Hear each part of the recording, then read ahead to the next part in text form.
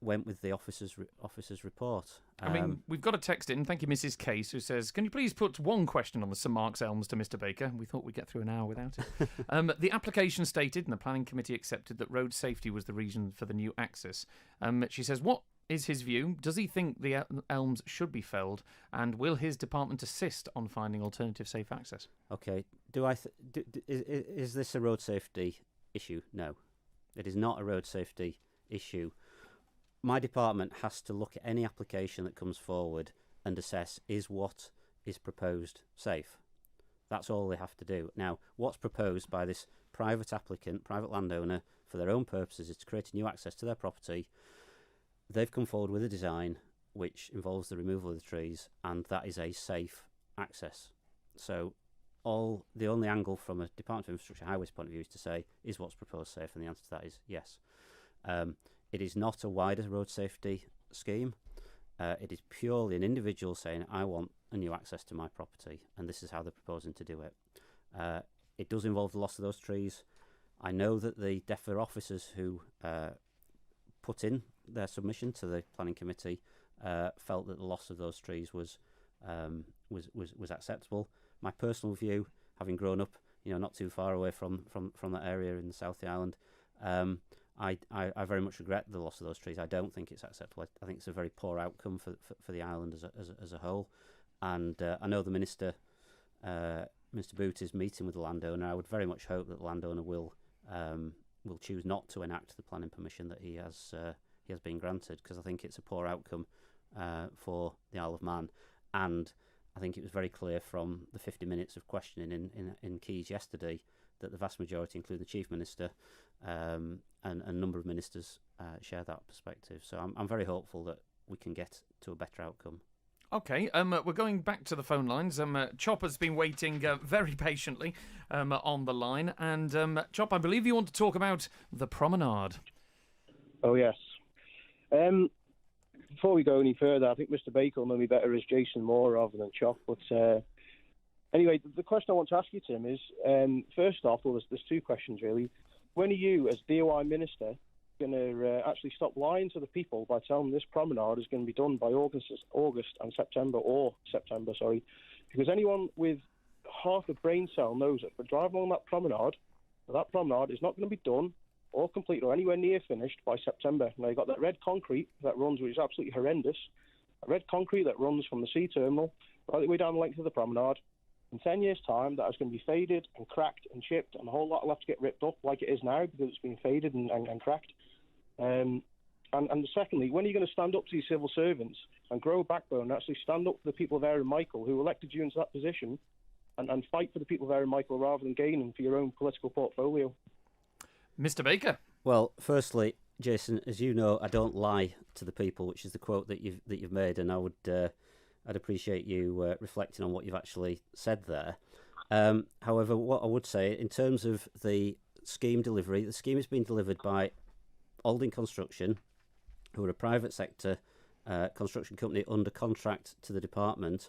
The contract has a completion date of the end of August, and they're working to that. They're still telling us that is the date that it's going to be done. Can I interject there and ask, why is it in the departmental minutes that they've stated that the 26th of August is so important when the contractor stated they were going to finish on the 28th? What is so significant about that date? Well, that's the bank holiday weekend. Right. So if you can finish for the 28th, then the 26th would effectively free it up for the for that bank holiday weekend, which would be great if that can be achieved. I mean, frankly, it's about giving them a date to aim for, and if it's the 26th or the 28th, frankly, I'm not hugely exercised about that. But there's a contractual framework in place here, Jason, that the contractor has an obligation to deliver the scheme, and that's what they're doing. And if they deviate from that, they suffer financial consequences. Now, I don't know how insightful you are in terms of the senior management of Alding Construction, but every month at least I sit down with that management team. There's ongoing dialogue on a daily basis between DOI officers and the Alding's management, and they are saying that that's when they're going to complete it. So, that's what I'm going on. You talk about the red concrete. Not quite sure what you're alluding to there in terms of the fading and what have you. We know there's some remedial work to be done, and it's on public record that that's a matter for the contractor and the rail designer to agree a solution, then to implement it at their cost. If I can just take you up then, Mr. Baker, as you say there, that the finish date is the end of August. Yep. In the documents on my prom, it says after that there's another 4 weeks' worth of defect work. What is the defect work? Will it actually sort out this cracked concrete, which 2 months ago you promised a solution would be forthcoming? We've still not heard what this solution is. What is going to be happening? So effectively, you won't be off the prom by the end of August. So the defect period is effectively what you might know as snagging. It gives it's in the contract, and it gives Aldin 4 weeks to fix any snags, defects that are identified as part of the quality control review. Now, obviously, some of those are identified on an ongoing basis, and obviously there'll be a final review at the.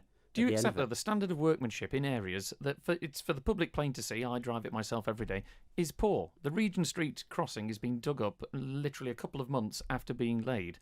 There are sections of concrete full of cracks that are there. This was meant to be, in your predecessor's words, and it's been pumped out a lot, a prom to be proud of. And we hear a lot of the narrative about how the pipes underground are wonderfully keeping us instead for numbers of years to come. What should be the shop window to the island, surely, should be the quality of what goes on top. And people feel, a bit like Jason here, they're not getting that. So you've not seen the finished product yet. You know, there's on the tarmac, for instance, there's a wearing course to go along the full length of the prom to finish all it off. So everybody's passing judgment on the scheme as they see it right now, before it's got to the end product. Now, clearly, there are with any major construction project, civil engineering project, there are going to be snags, there are going to be issues, and you're right. Those crossings have been being relayed, but that's part of the quality control. So I'm absolutely clear in my mind that the scheme will be done to a good standard. And you know what we're losing sight of is what we had before all this was done was frankly dreadful, and it had been talked about in double-digit number of years before Minister Harmer actually got on and started the project. So, you know, the easiest thing with this and with most other things in the public domain is to do nothing, because what happens is when you do something, everybody jumps on the back and says, that's not good enough, you should have done it this way, you should have done it that way. So what's actually happened here is my predecessor has grabbed the situation, made the scheme happen, and my job is to get it finished off. Okay, before we go to break, thank you very much, Jason, for your questions on that one. You mentioned there your predecessor. Is it you or your predecessor who's responsible for the de-scoping, which of course is the posh technical speak for cutting costs and cutting corners? It's not cutting costs and cutting corners. You talk the de-scoping was to basically look at the scheme with the objective, and this was done in the summer of last year, immediately before I was appointed. So the direct answer to your question is it was de-scoped before I picked up responsibility for finishing the de-scoped scheme. It's not about cutting costs and cutting corners. It was about trying to get the scheme done and delivered and off the prom to allow a tourist season to happen this year. That was the objective. That's why. So is the prime objective now, this is the narrative we seem to get from your department, get off the prom. Doesn't matter what the finished result is, we need to get off the prom. No, the finished result's got to be of acceptable quality, and there's quality control processes around this. You know, Aldin, as the contractor, are delivering it. My department's role is primarily to make sure that what they do is of the right standard, and if it isn't, they're going to have to fix it. But, you know, the tourist industry's had an absolute battering for 2 years. We're now opening up. The borders are starting to become freer. We believe there's an opportunity for people from the British Isles to come to the island as a holiday destination. We need to make sure that we're putting our best foot forward and giving them the best experience that's possible whilst they're here. So, you know, the mantra is to get the job done, to then make it as much of a tourist season that's possible this year, and then to come back where appropriate. and when appropriate, to do the work that was de-scoped. And I know, Alex, the horse tramway single track from Broadway to the Seatown was very close to your heart. And the first interview I gave when I was appointed as minister committed that I would come back in the winter following this. Although that's not your gift. After the general election, you can't actually make a promise stating that you will be the minister there coming back in the winter. And you could argue that there are officers who are relying on that, having a new minister coming in who will not have to keep a promise of a previous minister. Well, you can say those things. I mean, from my point of view, I can only say what I can do whilst I'm the minister. I would hope to get re-elected by the people of Erin Michael. I would hope to come back in a ministerial role.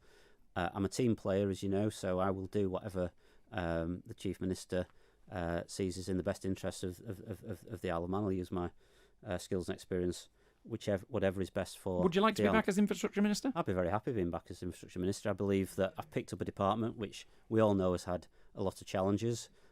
Those challenges are not just in this administration. They're many, many years in the gestation. I believe that we're making some really good progress, and by my nature, I'm a long-term player, so I'll be very happy to come back and finish what I've started.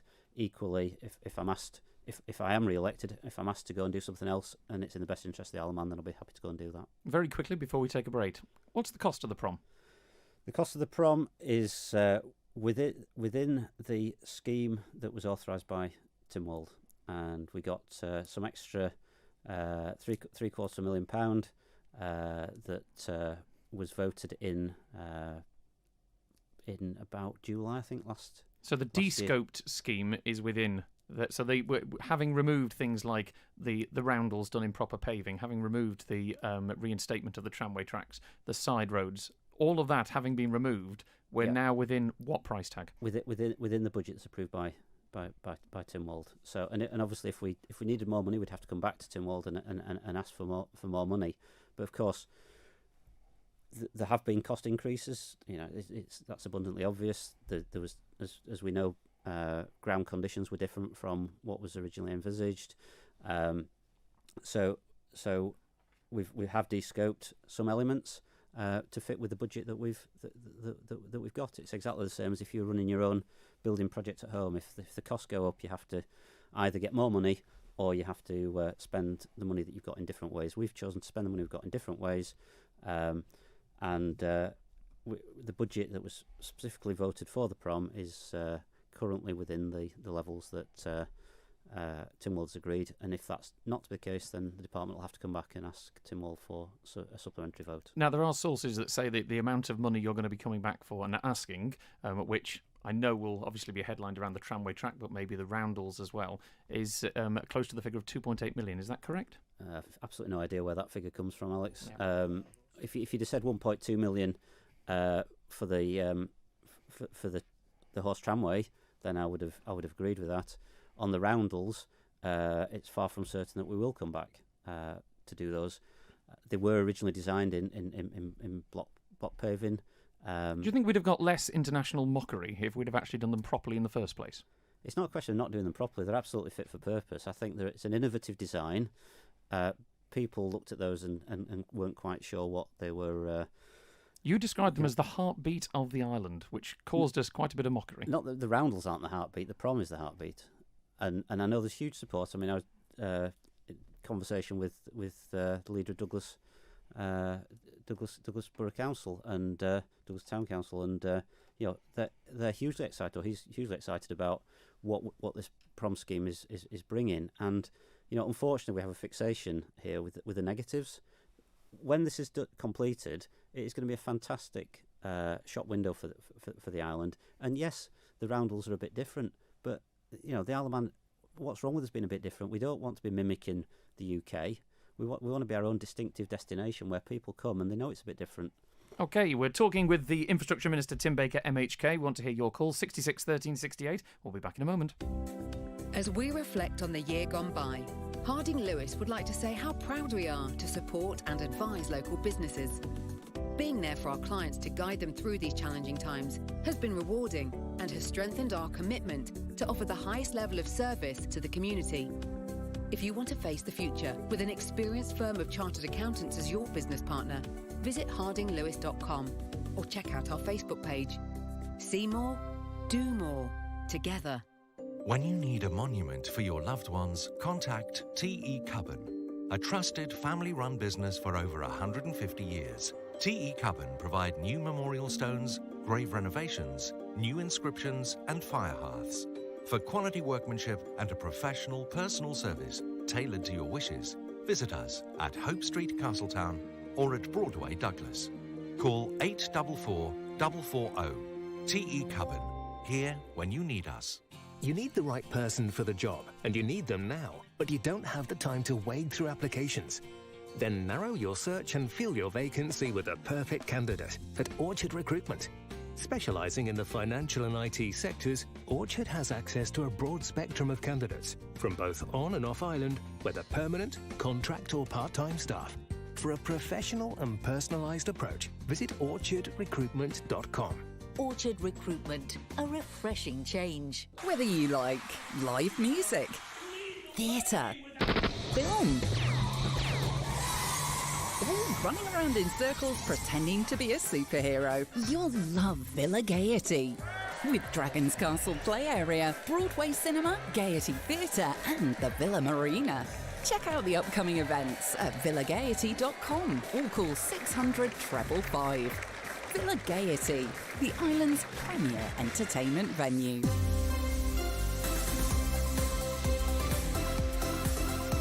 The Nation Station, Men's Radio. We're live on the Mannin line till 1 o'clock. Alex sitting in for Andy today, and I'm joined in the studio by the Minister for Infrastructure, Tim Baker, MHK. And we've got Les on the line who wants to talk about roundels. Good afternoon, Les. Good afternoon. Good afternoon, Good Les. afternoon, Minister. Good afternoon, Les. Don't you think that these roundels are a joke, really? I mean, they've gone viral everywhere. I mean, why don't you just put in a normal roundabout with flowers on it, looking nice? Everybody knows how to use them.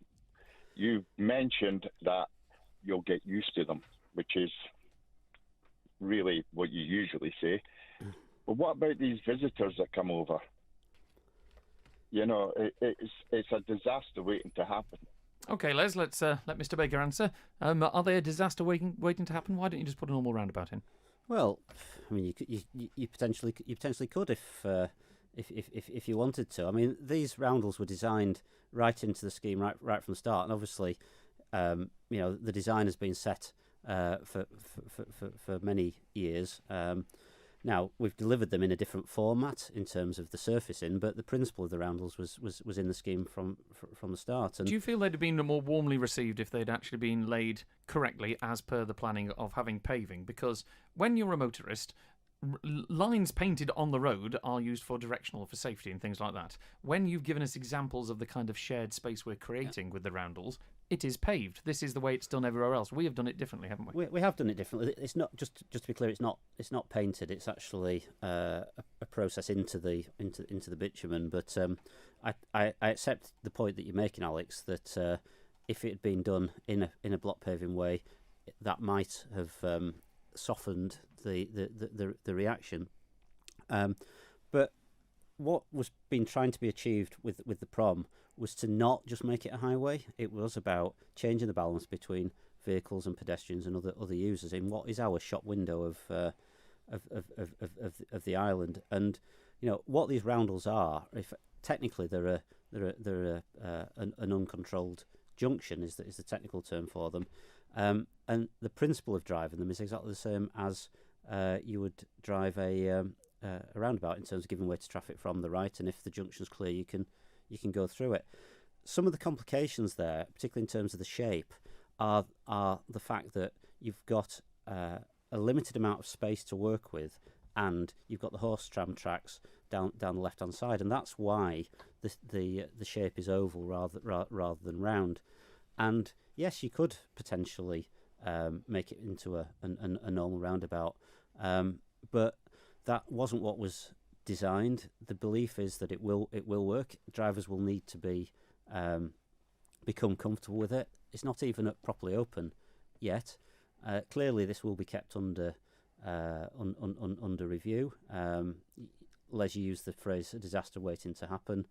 I mean, clearly, we need to see how do people drive in that area, but it will be a much lower speed environment on the prom. That's the whole principle of the design of the road, and the speed limit is going to be 20 miles per hour. So it is changing the relationship between the driver and other users of the prom, and perhaps in some ways going back to what the prom was about in the first place. Okay, thank you, Les. We've got another caller on in a moment about the Beeman's report.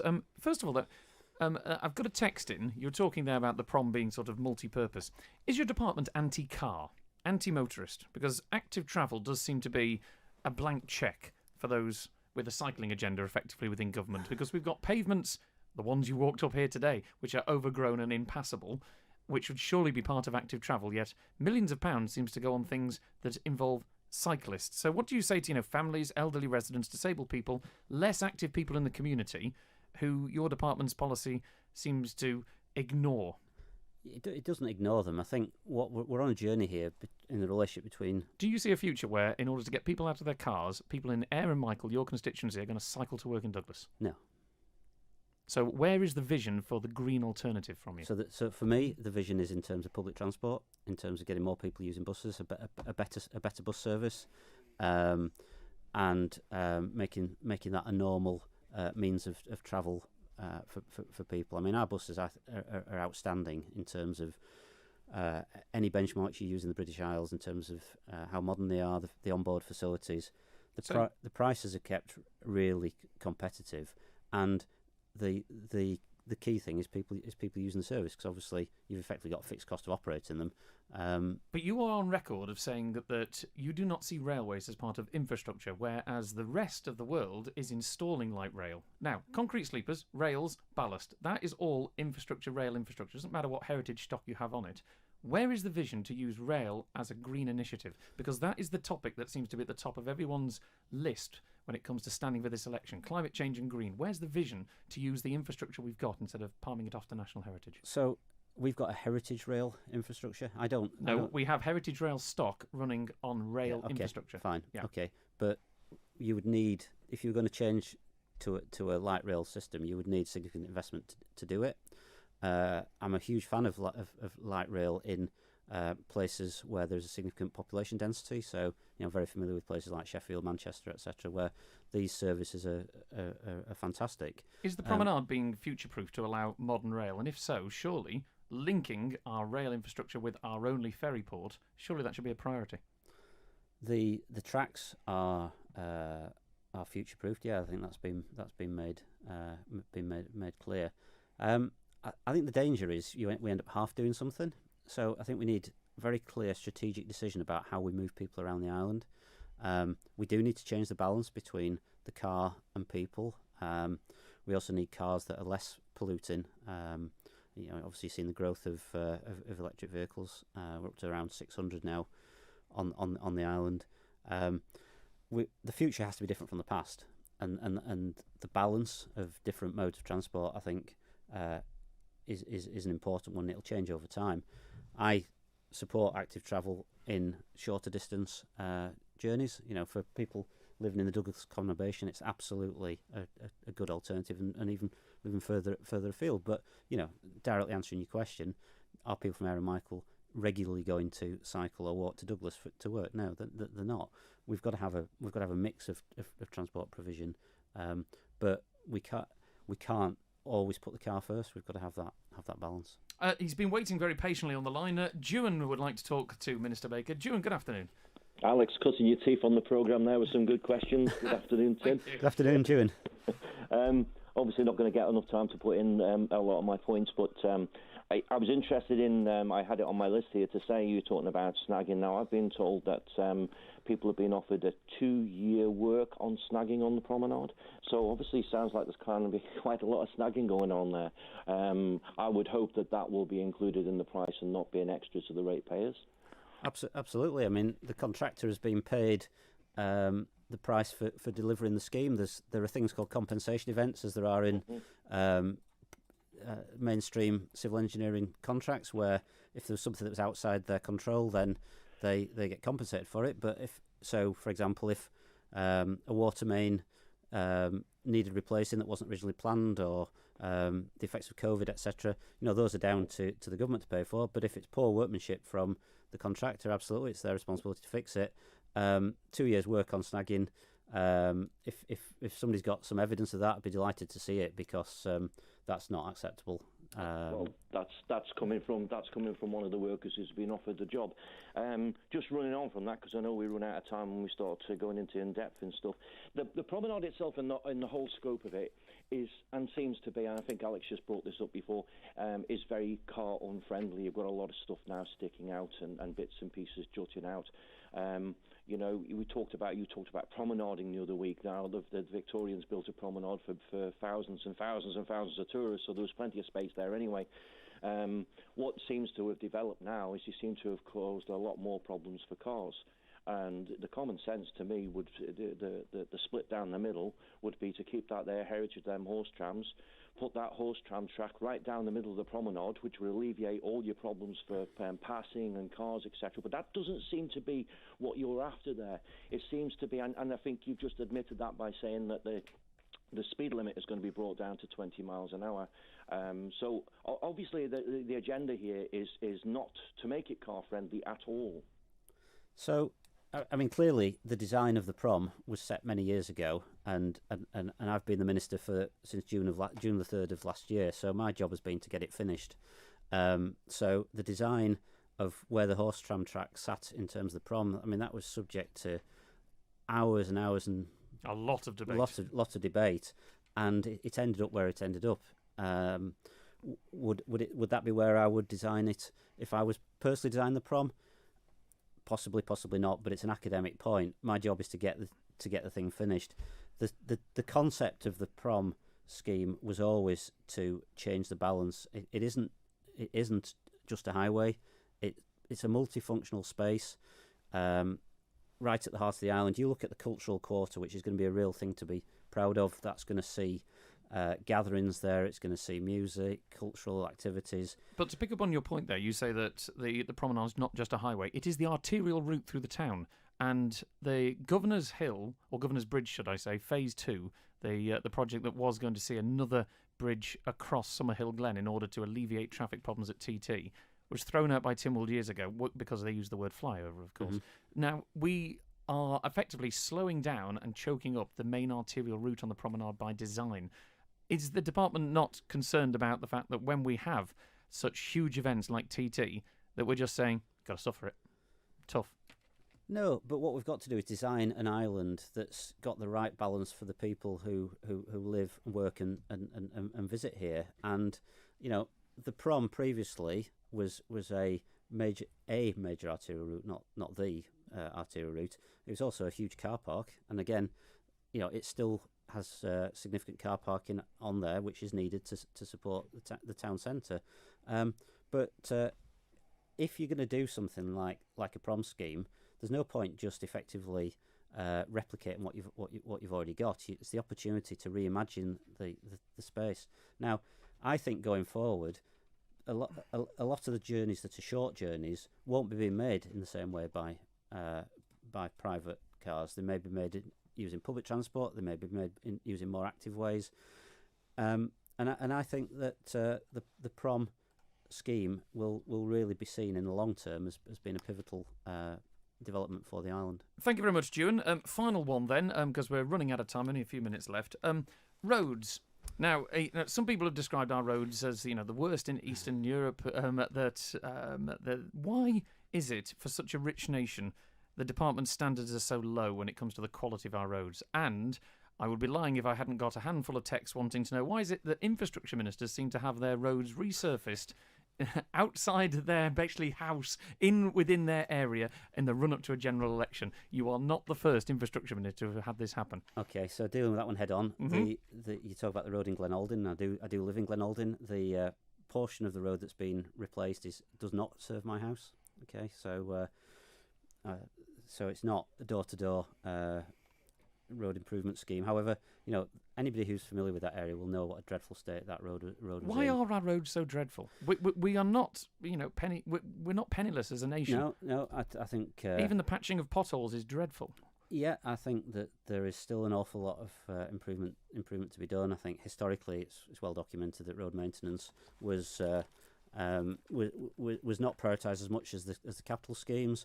I think certain areas of the island, our roads are not what are called structural, so they're literally old farm tracks that have been tarmacked over. And in fact, when those roads are dug up, there's not actually much there, and that means they don't last as long, and they end up in a worse condition. Well, John's on line one. Sorry, John, I know we're running out of time here, but you're on with the Minister. I know you want to talk about roads, don't you?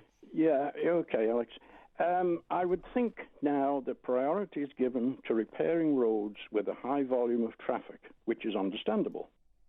But what I can't understand is why Glen Alden gets priority when it is a dead-end road with no through traffic, so obviously very low volume. I would like to hear the Minister's comments on this, as I know, in fact, he lives in Glen Alden. Yeah, you're right, John. I do, and I've already said that. I can categorically assure you that I did not influence the choice of that scheme being done in Glen Alden. What I would also say to you is actually you'd be quite surprised at the volume of traffic that does use that road, and because it isn't a through road. You're absolutely right. However, every car goes up and then back down again. So, but the road was in a terrible condition. There'd been a huge amount of work over the years, that a lot of bursts in particular, and the condition was awful, to be honest. But that scheme was only done at this point in time because other schemes had fallen by the wayside. But I can absolutely assure you that I had no influence on the choice of particular schemes that are done for exactly the sort of reasons that you're touching on.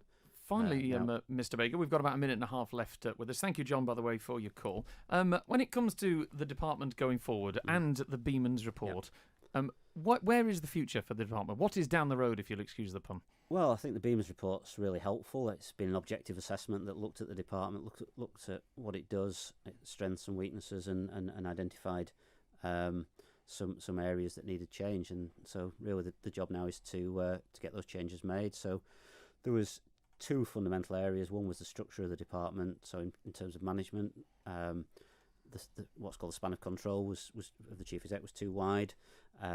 So, a revised organisational structure was proposed, which I would expect to be implementing. And secondly, a lack of resourcing, particularly around project management and around sort of strategic policy making.